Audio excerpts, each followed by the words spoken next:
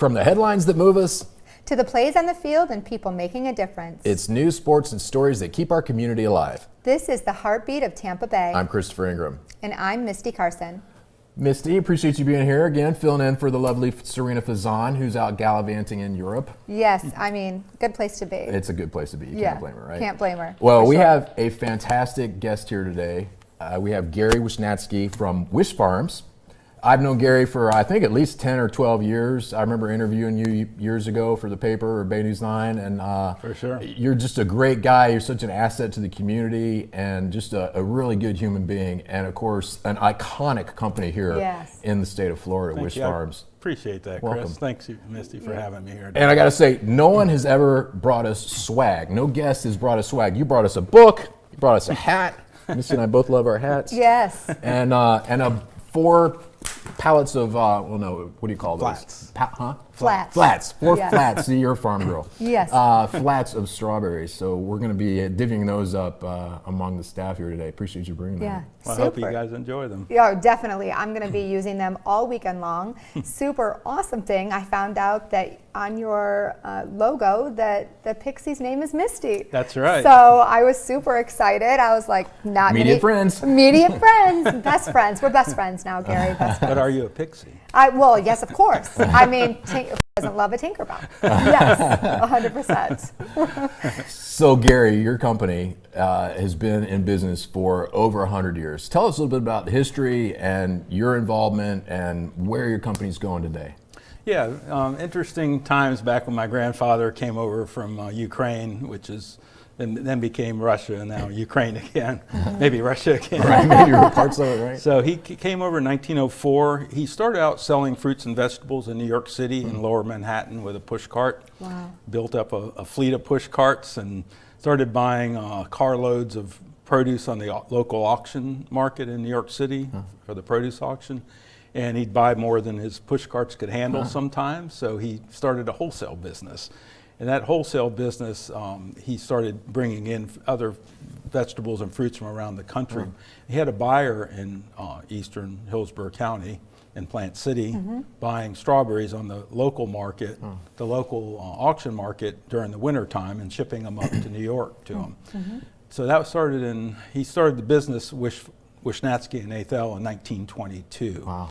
And by 1929, he had the buyer in Plant City. He went down one winter and decided he liked the area, liked the weather, liked the growers and the people, and set up shop and left his partner in New York, and he started a shipping operation here in Plant City. So when he came, though, there was like literally thousands of small growers. Wow. The growers back then, they didn't have 50, 100, 500 acres like we do today. They had 1, 2, 3 acre fields. And what dictated the size of the farms back then was the size of the family. Because the more kids you had, the more pickers you had. Yes, So the big farm back then was like 5 acres. They had like 5 kids. The evolution, though, of the strawberry industry started way before my grandfather came. It dates all the way back to the 1880s. And that started because prior to the 1880s, there was things like cotton and other durable crops being grown. And it was a small community in Hillsborough County back in those years, obviously. It was in probably less than 10,000 people. So there was no reason to grow strawberries back then. But then I think it was 1884, if I'm not mistaken, that Henry B. Plant's railroad came to town. And they renamed the town in eastern Hillsborough County, which used to be Ikapuksasa. Wow. They renamed it to Plant City in honor of Henry B. Plant. That's cool. And at that time, when the railroad came in, there was a means to transport berries back up to New York City and other eastern seaboard spots. So that's when the industry started to grow. And then by the time my grandfather came in the 1920s, the industry was already booming. Wow. That's amazing. And now your company is huge. You're like one of the largest or the largest strawberry farmer in Florida. Tell us that. Well, I'd say we're the largest shipper that's based in Florida. We have a lot of competitors in California that are larger than us. But for a Florida-based operation, we're probably the largest. We're shipping over 10 million flats of strawberries a year, either Florida, California. Yeah, I was going to say, you ship to how many states? We pretty Pretty much much ship everywhere. all over Is that the U.S.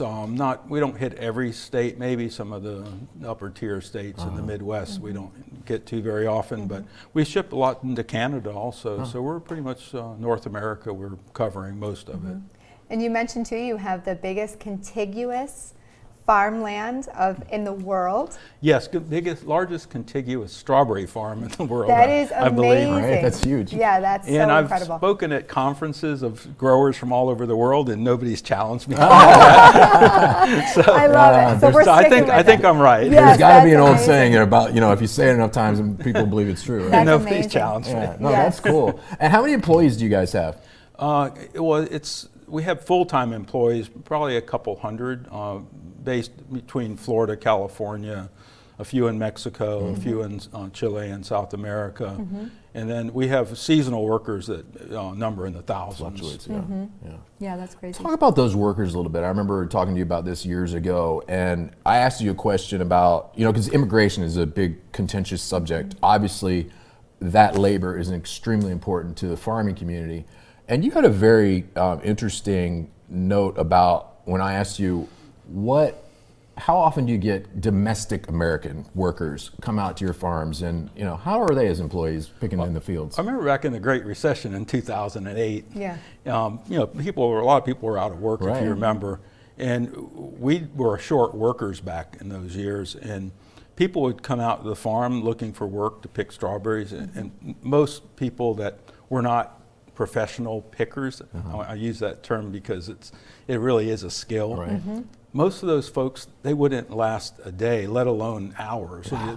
People would go, this is too hard. Right. And it is It's hard a lot of work. bending Yeah. over, and you're out in the Exactly. sun, and it can get hot. So today we can't field a local domestic workforce at all. So all of our workers are coming in from, mostly all from Mexico, and they're all on visas, work visas, and it's H-2A is the program that they come in under. So we bring them in, we pay them an adverse effect wage rate, which is more than what the Florida minimum wage is. This year we're paying a minimum of $16.23 an hour. And those workers on piece rate, most of them are making well in excess of $20 an hour. Our California workers, a lot of those people are making over $30 an hour. So, when people look at, the farm workers, these people are not being mistreated or underpaid. Yeah. Right. Yeah, they're being treated very well and making a fair living. Yeah. And most of them, take a lot of money back with them when they go back home. Yeah. Right. So, Which is even more money to them when they take it back to their Oh, home yeah. countries. Oh, God, Yeah, so which is amazing. They support entire families off of a season. That's So right. I grew up in a farming community as well, and people might not understand, but most farms utilize the workforce in the same way that you're describing. So we're helping each other, not only by providing a product, but also helping people who wouldn't have the opportunity to provide for their families in the way that our farmers like you give them an opportunity to. Oh, for sure. There's they're definitely, most of them are very thankful to be here and have a well-paying job, because it's amazing how much less people make in some of these Yes. countries. Right now, we do some processed berries. We do puree and other products like that, like 4+1 with sliced strawberries, and we're competing heavily against Egyptian strawberries, believe it or not. Interesting. There's no Egyptian country of strawberries origin labeling when it comes to, so when you're getting a smoothie, you may be getting Right. strawberries from Egypt. Wow. And I did not know I that. had no idea. And I was recently talking to an Egyptian strawberry grower, and he grows just for the process market. Wow. I go, how can you grow just for the process market? Because we do the processing as like a backstop and as it's just something Kind of at the end of the secondary. season. You've already got the crop Use paid your for, supply. but because we depend on the fresh market because the market prices are so much higher. I said, how can you just do it for a frozen market? And you go, well, you know how much they're paying people there? They're $3 a day. $3 A day? A day. Wow. Oh, no. Yeah. You can't That's compete what with we're that. competing Yeah, against, you can't. and we're losing business. Our business has been gutted, our process business, because of the Egyptian strawberries coming in. But that's another story. Yeah, that's crazy. I want to get back to immigration. So everybody has an opinion on immigration, and we hear a lot of talk about we need to deport all these people who are here illegally. There's a lot of misinformation, disinformation, and a lot of people believing what they want to believe, not what's actually true. What are your general thoughts on immigration, not just as a farmer, but as a person that has a heart and wants to take care of people? Well, we have to have secure borders. That's first and foremost. I mean, I 100% don't believe that we should have open borders and people just flowing in to pick crops. And back in the old days, though, they used to come in, and because the border was so open, they used to go back. Yeah. Now they come in, They but they don't go again. back. They go back. Yeah. But the fact of the matter is, we depend on this H-2A program. If it wasn't for that, we wouldn't get the crops picked at all.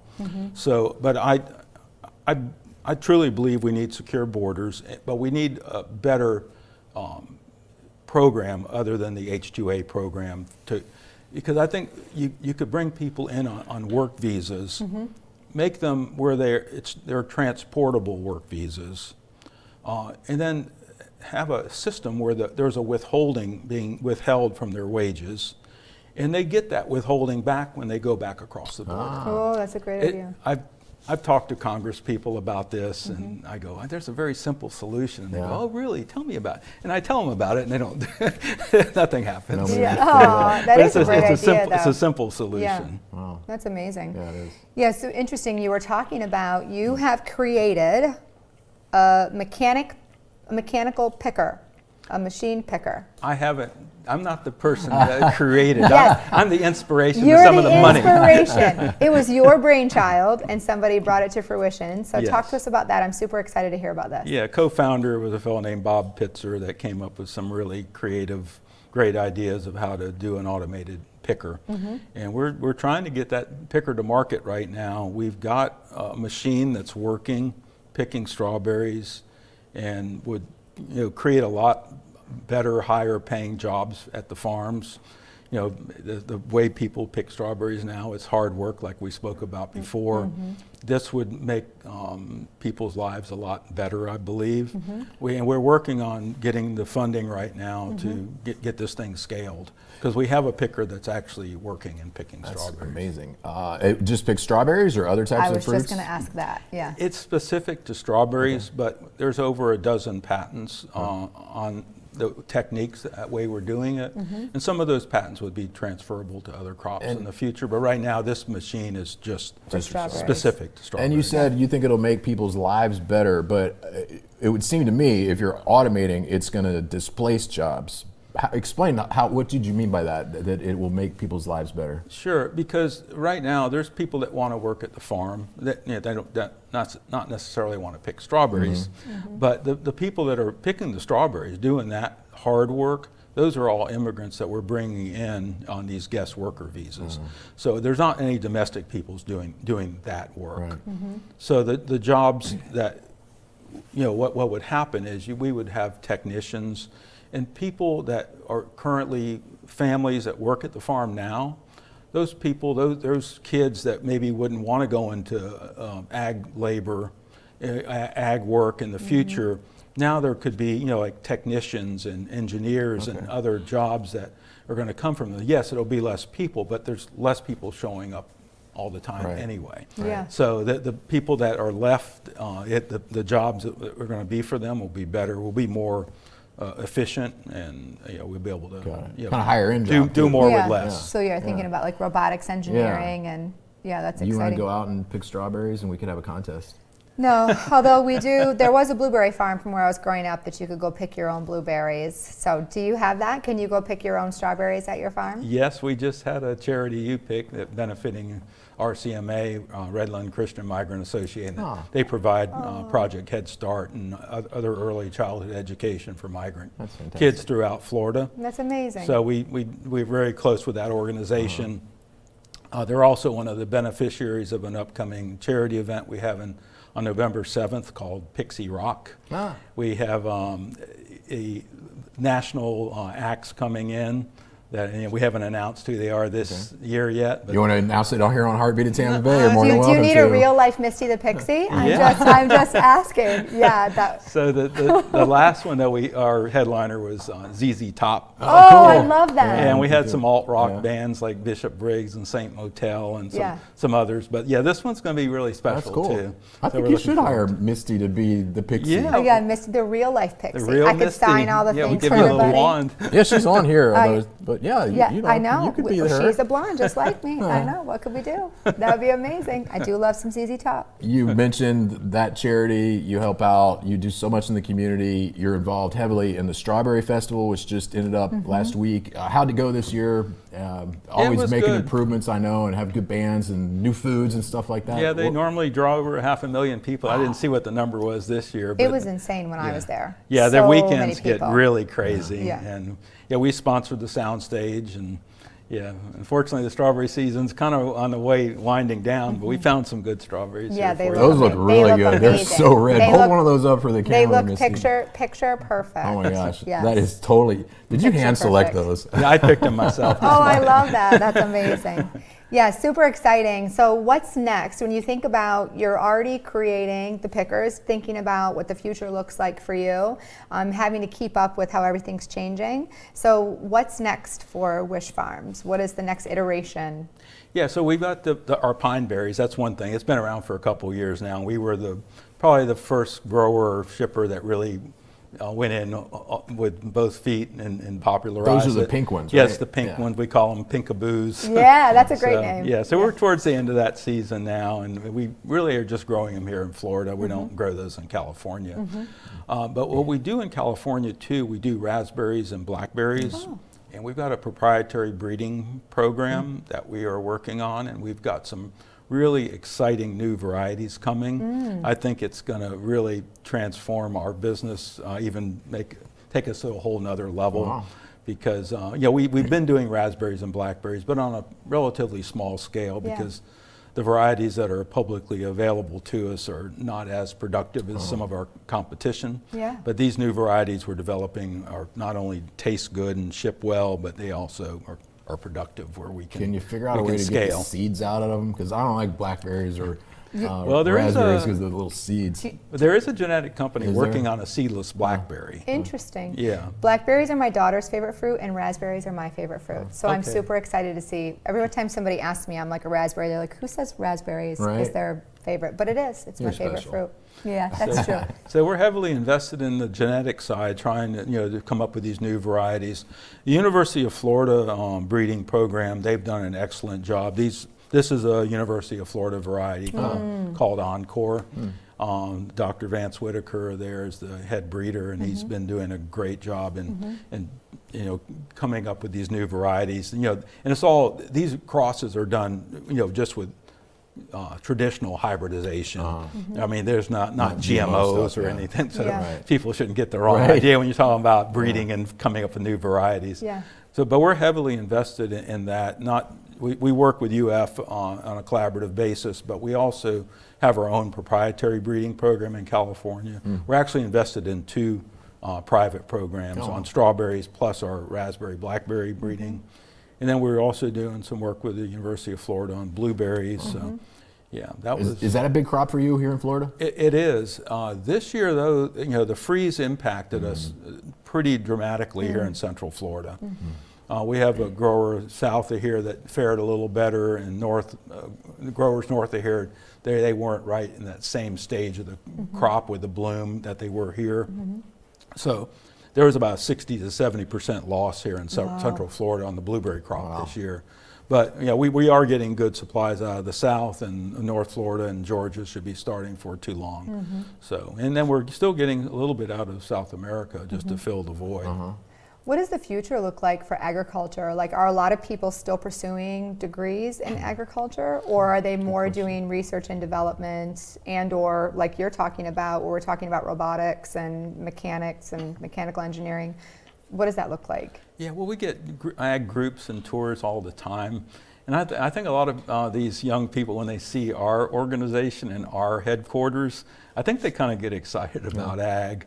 Yeah, we've got a great retention and recruitment tool with our new headquarters we built in Plant City. It's beautiful. I saw some pictures of it online. Oh, It thank looks you. Yeah, amazing. it's very unique, very Don't you have a special. slide? Yeah, we have a slide from the second Aw. floor. Slide in That's the lobby. amazing. We have a love that. tree house. That's one of our meeting rooms. That's Oh, cool. that's amazing. And we've got a chef that makes lunch and breakfast for us every day. We have a workout facility there, Wow. and just a lot of really cool features. Who's the inspiration for things like the slide in the treehouse? Is that you? Is that your wife or No, your staff? All the crazy ideas came from me. Yeah, that's cool. That's the And best. when we did this, when we started the project, I said, I'm going to take this. I don't want anybody messing this up because this is going to be part of my legacy. That's That's awesome, amazing. Gary. So I really ramrodded the whole project, and I had all the crazy ideas. That's cool. My son Nick, he did a lot helped with me, out. and my daughter Elizabeth, she helped too with decorating ideas for some of the rooms. Yeah. She came up with some really cool ideas too. cool. So That's great. when you guys get a chance, you have to come out and I would love visit, to come back and have see it lunch. sometime. Yeah, I would love that. So they're the next generation. Your children are. Yes, I got my son is our PR director, and my son-in-law James is soon to be CEO. Yeah. I'm going to turn over the reins to Wow. him here Wow. soon. I'm still going to be the head pixie though. Yeah, I love that. I was going to ask you, how hard is that going to be for you? Because you've been doing this a long time, right? I mean, Yeah. this has been your whole career. You're going to have a hard time handing over the reins? I am, but I got enough family. I've got another son-in-law, Stephen Kramer's. He's in my accounting department. So, yeah, we've got family feel there good. now. My Yeah. daughter, I think Elizabeth will come back at some point. So That's great. I'm excited about the future. I'm the third generation, and I think it's, from what I understand, it's kind of special that I didn't screw it Right, up. I've heard that. Yes, Yeah, the third yes. generation is usually the one that screws it up. Yeah, that's so interesting. kudos to you. Yeah. Thank kudos to So you. the fourth generation, I have to tell you, is so much better than me in terms of the business and their dedication and their work ethic and Well, their way they think and I'm sure strategic. they learned that from you. Yeah. Yeah, for no, sure. no, they got some of it from me, but a lot of it is just their DNA. That's amazing. great. My son-in-law and son, they're doing great jobs. I love that. You're really lucky that you have family that wants to carry it on, because it's going to die. People's legacies like that die in the vine when the next generation just has no interest whatsoever in what was Right. built. So very big blessing for you and your Absolutely. family. That Thank they're- you. Well, I've been told a long time ago, you can't be sentimental about business, but sometimes it's hard Of not course to be. it's not. You told us a story about your grandfather. That's amazing. Yeah. Like that, you can't not have that for sure. Absolutely. Yeah. Well, Gary Wishnatzki, you're such a Thank you. asset to the community. Yes. And we thank you for joining us here today to share a little bit of your story. And thanks again for the strawberries. Okay. Yeah, I can't wait to eat them. Every story shared Adds another heartbeat to Tampa Bay. from courage to community. We're proud to tell the stories that keep our neighborhood strong. Thanks for watching The Heartbeat of Tampa Bay. I love my hat. It's so great. I'm going to wear it on the boat on Sunday.